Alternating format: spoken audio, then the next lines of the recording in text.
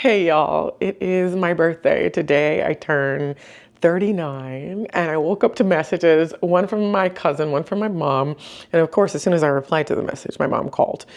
But I am chilling. Like I took the weekend off. It feels good to sleep in. But my cousin sent me this and it got me thinking. It says, "Happy birthday. Are you treating yourself even if it's just the gift of peace?" And I said, "Yeah, thank you." I took off work and my man, my sister, my friends, they made plans. But it got me thinking and I was like, you know what, actually, I didn't buy anything for myself. I didn't even take myself out to dinner or anything. Like I typically would do that. And I think it's because of the time. Like I have this goal right now of saving 12 months of an emergency fund, which is going to take me more than a year. But I'm trying to do it as fast as possible. So it seems wasteful to spend any money on myself, but that is not the right attitude. I've been writing on Substack for a while now, if you haven't checked it out, about like me making sure and all of us making sure that we don't lose our Black joy, that we don't let what's happening take us completely out of ourselves. And so I sat down, I wrote a little about life at the age of 39 in my journal, and I decided to buy some nail polish. I have started doing my own nails back in, I think, October, November, one of those. This is the latest look. This is rose BB cream on my nails. These are my natural nails. I started doing my own gel manicures and I bought a kit, and that kit has sat in the box that it came in. And I bought 8 colors at that time, but it was fall so I bought like fall colors and then a white, a black, and this rose BB cream color, which is like a milky pink, right? So I knew I needed more colors. So I'm gonna go online and buy myself the tool kit that I wanted, like the storage kit to put all the tools, like my LED lamp, my remover, all that stuff in that toolkit. And then I'm gonna pick out some colors for spring and summer. And that will be my birthday present to myself. Other than that, I'm actually waiting, like just chilling today. I'm gonna exercise, I think, until my boyfriend arrives. He's made plans for this evening for my birthday. I'm going to see my sister tomorrow. She was like, "Can you just show up at 7 p.m. We're gonna celebrate your birthday." I said, yes.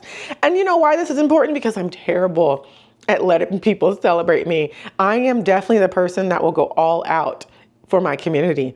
I will celebrate them. I will force them to celebrate themselves. I will buy them a gift, like all the things, but I really suck at allowing people to celebrate me. So this year it's different. I'm allowing people to celebrate me. Last night I went out with my friends to the Select here, had a steak dinner on them, and that was great. So we'll just keep it going as the weekend goes. But Two things is a fragrance. you're like, it's not a fragrance. Careful.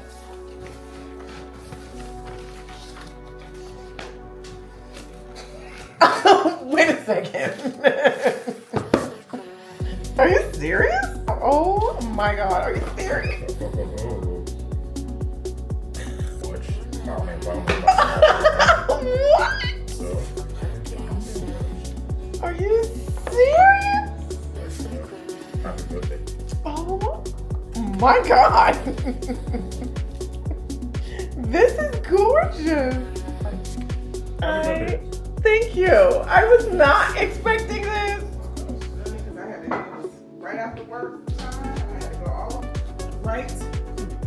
Oh, yeah, every time people I tried to get away for Christmas and the people said, "You have to order that, bro." you do. That's the hard part. And I was just running everywhere. Thank you. The drummer said, "I'll tell you after a while." Ooh.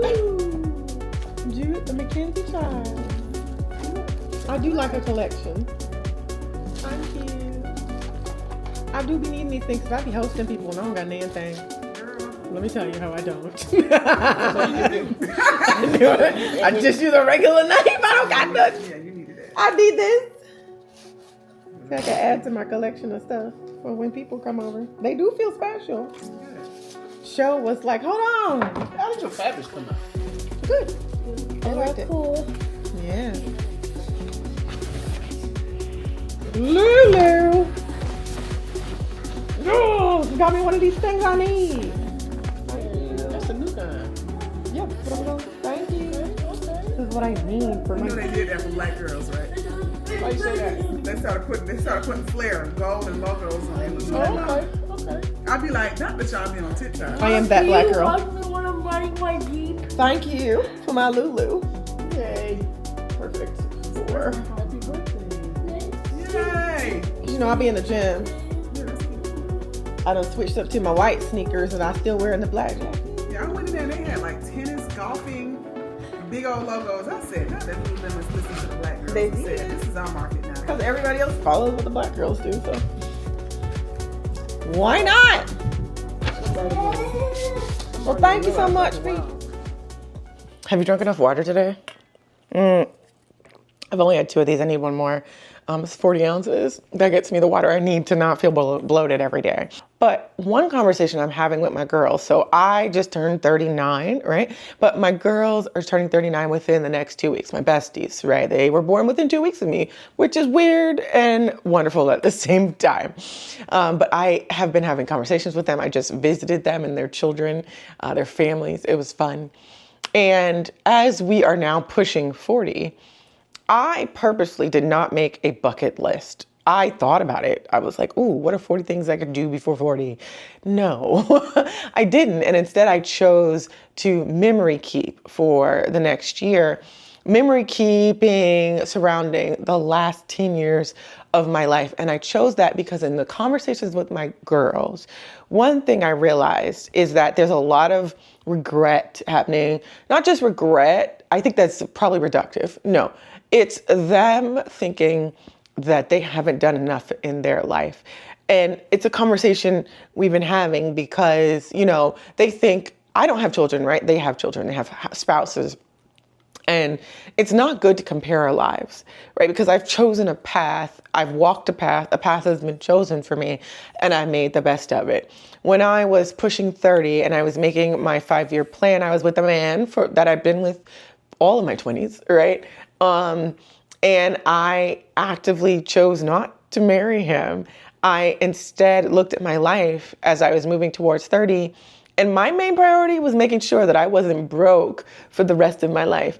And so I was like, what do I need to do to have a career, right? And so I went back to grad school, and that has led to me being an executive now. Like that was one of the main focuses of my life. It worked out, making that choice, taking that risk. On that path, I have dated, I have sought partnership, I've thought about having kids, you know, all of that. I think in your 30s, it's even more prescient, right? So my friends who in their 20s said they would never have kids, one has now had kids in her 30s. The other one spent 6 years trying to have kids in her 20s after she got married because she actually decided she wanted them. They both decided they wanted kids. But in your 30s, there is a pressure. There's society is always telling you, you know, you won't be fulfilled if you don't have these kids. Don't be 40. Don't be 33 and have a geriatric pregnancy.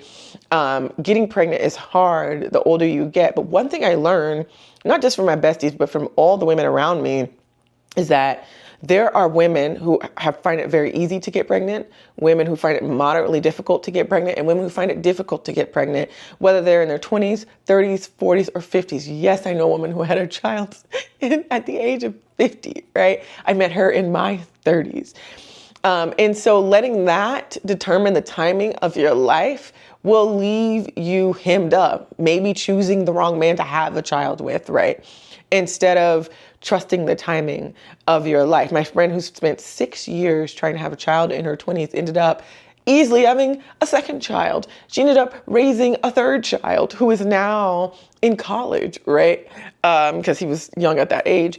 But one thing I have learned is that society is going to continue to tell us women that we will not be fulfilled unless we are married with children. It doesn't matter what age, even in your 40s.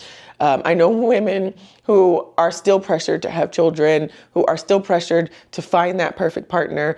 And I am so grateful that in my 20s, I cultivated friendships with women of various ages. That is one of the best things I could have done in my life that I didn't even do intentionally. I was just in a running group, and I've just stayed in touch with those women because in my 30s, I realized that my girls, the women around me, were going to be the friendships that benefited me most in life. And so even Valentine's Day, the day of our Valentine's Day, I spent with one of the women who is turning 50, who I met when she was turning 40. And she really imparted some knowledge onto me and made me feel so seen and heard and validated in my life. Like there's nothing like having women friends of various ages. If you don't have them, I encourage you to find a way to have them. I have a friend turning 60 this year, and I'm going on her birthday trip. That has been one of the best things for me because they affirmed for me in my 20s when I was like, I don't want to get married right now. No, in my late 20s, they were like, don't, girl, don't. Wait until you feel like you are ready to get married. They knew that I wouldn't marry that man, right? Because they had more wisdom than me, more knowledge about life. They knew I wouldn't marry that man, right? The idea of just having a child. Do you know how many times in my early 30s, the doctors and women in general were like, you should just go ahead and have a child. You don't have a man, but you should just go ahead and have a child. And it's like, that is so crazy that our society is so obsessed with us women having children that they know what I will face in this society having a child as a baby mama, and they're still like, but you just need to go ahead and have children, right? There's just so much about life that is trying to tell us women that we have to do life a certain way, that my besties, who I think have done so much, right? They have raised children. They are raising children. They have gotten degrees. They've gotten married. Both of them have been caretaker of parents. One of them is still a caretaker of a parent. And that has taken up a lot of their life. They have accomplished so much. But when they compare it to my life, they're like, I feel like I haven't done enough. I feel like for myself, one of them feels lost, right?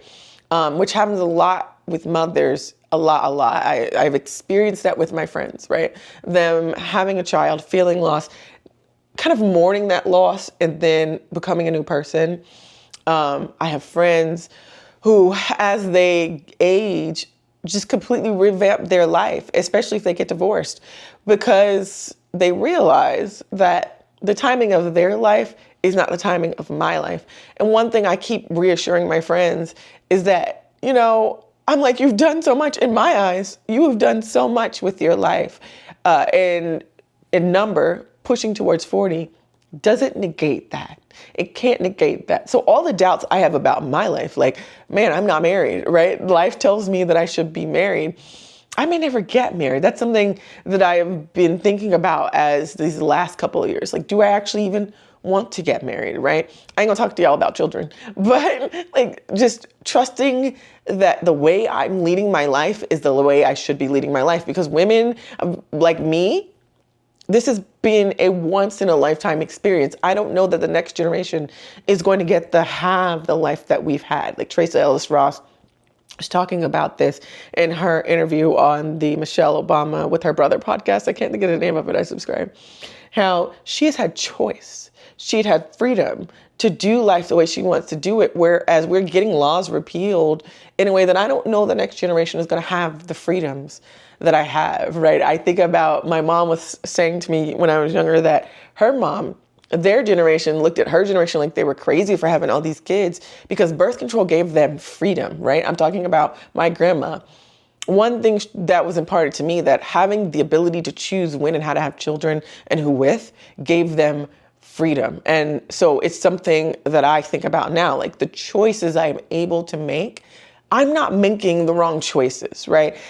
No matter what, I am not making the wrong choices. The life that I'm leading, it's going the way it's supposed to go. I have created a life that I love. I love this life, right? I'm actually about to go on a trip with my man for my birthday. He's like, we are going on a trip.